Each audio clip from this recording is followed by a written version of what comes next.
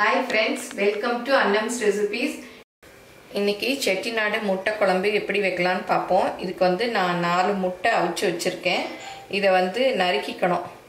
இந்த மாதிரி இந்த பக்கம் நறுக்கிக்கணும். இதுக்கு ஆப்போசிட் சைடுல இப்படி ஒரு கீறு கீறிக்கணும். அப்பதான் வந்து குழம்பு நல்லா உள்ள போய் சாரும். ஒரே பக்கம் நறுக்கிட்டோம்னா ரெண்டும் ஹாஃபா கட் ஆயிரும். அதனால ஆப்போசிட் சைடு கட் பண்ணிக்கணும். பாருங்க இன்னொரு தடவை கட் பண்ணி காமிக்கிறேன். இங்கே ஒன்று, அப்புறம் இந்த பக்கம் இந்த மாதிரி கட் பண்ணி வச்சுக்கணும். ஒரு 3 டேபிள் ஸ்பூன் அளவுக்கு எண்ணெய் காய வச்சு வச்சுருக்கேன். இதில் வந்து ஒரு 1/4 டீஸ்பூன் சீரகம், ஒரு 1/4 டீஸ்பூன் மிளகு போட்டுக்கலாம். இது நல்லா பொரிஞ்சிருச்சு. இப்போ இந்த நறுக்கி வச்சிருக்க உரிச்சு வச்சிருக்கோம் இல்லையா, இந்த பூண்டு, இந்த வெங்காயம்,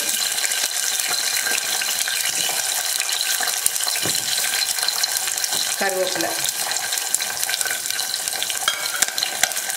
போட்டு வதக்கிக்கலாம். இப்போ தக்காளியும் போட்டுக்கலாம். நல்லா வதக்கிக்கலாம். இப்போ நல்லா வதங்கிருச்சு. சாம்பார் பொடி வந்து ஒரு 3 டீஸ்பூன் அளவுக்கு போடுறேன். நீங்கள் சாம்பார் பொடி இல்லைன்னா தனி மிளகாய் பொடியும் மல்லிப்பொடியும் சேர்த்து போட்டுக்கலாம். நான் அது சேர்த்து அரைச்சிருக்கிறதுனால அந்த பொடியே போட்டுக்கிட்டேன். அப்புறம் 1/4 டீஸ்பூன் மஞ்சள் பொடி, அப்புறம் சீரகப்பொடி கொஞ்சம் தனியாக கொஞ்சம் போட்டுக்கிட்டால் நல்லாயிருக்கும், ஒரு 1/4 டீஸ்பூன் அளவு. அப்புறம் உப்பு, குழம்புக்கு தேவையான உப்பு எல்லாத்தையும் போட்டு நல்லா கொஞ்சம் மிக்ஸ் பண்ணி விட்டுக்கணும்.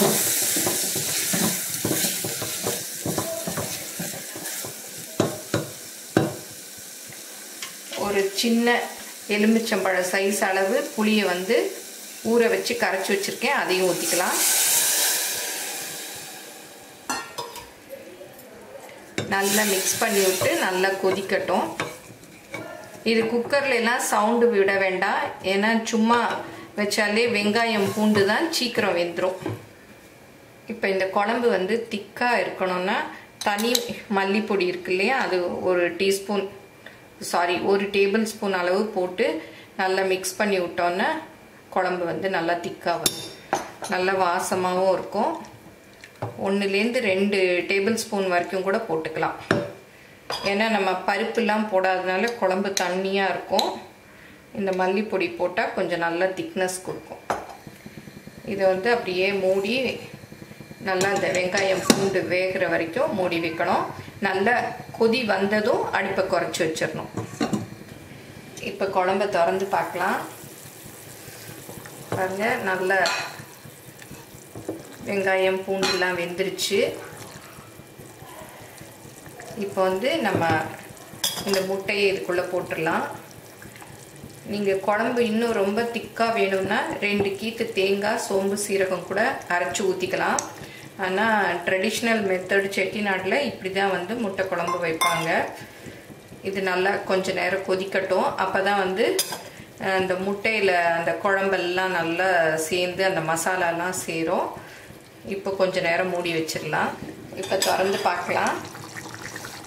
நல்ல முட்டையிலெல்லாம் நல்ல குழம்பு ஊறிடுச்சு. நீங்கள் வந்து முட்டையை குழம்புல போடுறதுக்கு முன்னாடி உப்பு, உரப்பு எல்லாம் பார்த்துக்கங்க. பத்தலைன்னா கொஞ்சம் மிளகாப்பொடி, சாம்பார் பொடி வச்சுருக்கோம் இல்லையா, அது போட்டுக்கலாம். உப்பு பத்தலைனாலும் போட்டு கொதிக்க விட்டுடலாம். கொதித்ததும் நம்ம முட்டையை போட்டுக்கலாம். பாருங்கள், நல்லா முட்டையில் சாந்துருச்சு. குழம்புல பாருங்கள் அப்படியே நல்ல எண்ணெய் ஓரத்துலலாம் இருக்குது. இந்த மாதிரி இருந்தால் குழம்பு நல்லா ரெடி ஆயிடுச்சுன்னு அர்த்தம். அடுப்புலேருந்து இறக்கிடலாம். பாருங்கள், அப்பா முட்டை குழம்பு ஜம்முன்னு ரெடி ஆயிடுச்சு. குழம்பு பாருங்கள் எவ்வளோ திக்காயிடுச்சு.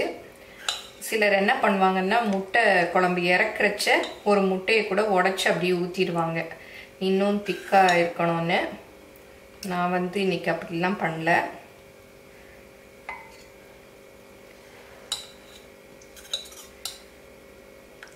இந்த முட்டை குழம்புல என்னென்ன போட்டேன், எவ்வளோ அளவு அப்படிங்கிறதெல்லாம் டிஸ்கிரிப்ஷனில் கொடுக்குறேன், பார்த்துக்கங்க.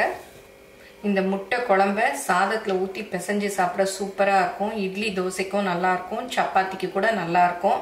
இந்த மாதிரி எண்ணெய் பிரிஞ்சு வரணும், அப்போ தான் ரொம்ப டேஸ்ட்டாக இருக்கும். நம்ம சாம்பார் தாளிக்கிறதுக்கெல்லாம் கொஞ்சமாக ஊற்றுவோம் இல்லையா, அந்த மாதிரி ஊற்றாமல் இந்த மாதிரி முட்டை குழம்பு புளி குழம்புக்கெல்லாம் கொஞ்சம் எண்ணெய் அதிகம் விட்டால் தான் நல்லாயிருக்கும். எல்லாரும் செஞ்சு பாருங்கள், எப்படி இருந்ததுன்னு உங்கள் கமெண்ட்ஸை சொல்லுங்கள். தேங்க்யூ.